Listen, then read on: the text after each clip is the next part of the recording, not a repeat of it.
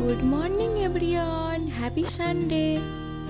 রবিবারের সকালটা আমি একটু নিজের মতো করে শান্তিতে শুরু করতে ভালোবাসি, তাই ঘুম থেকে উঠে মনটাকে শান্ত করে সবার আগে ভক্তি ভরে সেরে নিলাম ভূমি প্রণাম শেষ করে অলস পায়ে চলে গেলাম নিচের ওয়াশরুমের দিকে। সেখানে গিয়ে ভালো মতো ব্রাশ করে ফ্রেশ হয়ে নিলাম। আর হ্যাঁ, দিনটা যেমনই হোক না কেন, সকালের জল নিয়মটা কিন্তু আমি কখনোই বলি না আমার দিন আসল এনার্জি বুস্টার তৈরির কাজে। হ্যাঁ, এক কাপ গরম গরম ধোয়া ওঠা কফি আর এই মিষ্টি সুগন্ধটা না ছাড়ালে মনে হয় রবিবারের সকালটা যেন অসম্পূর্ণ।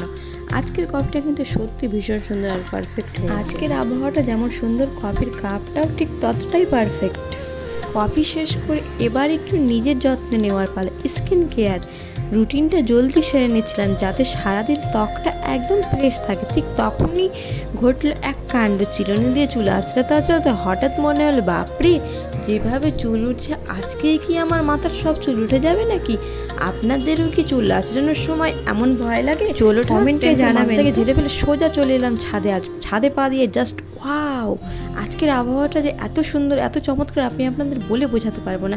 ফুরফুরে ঠান্ডা বাতাস আর মিষ্টি রোদ দেখে মনে মনে ভাবছিলাম আজকে কোথাও একটু ঘুরতে গেলে বেশ হতো, কিন্তু পরে মনে হলো আবহাওয়াটা সুন্দর, কিন্তু ঘুরতে যাবো কাজ। আমার কাছে কত সুন্দর গোলাপ ফুটেছে, এর পাশে রঙিন পত্তলিকা ফুল আলো করে আছে। এদের দেখলেই মনটা এক নিমিষে ভালো হয়ে যায়।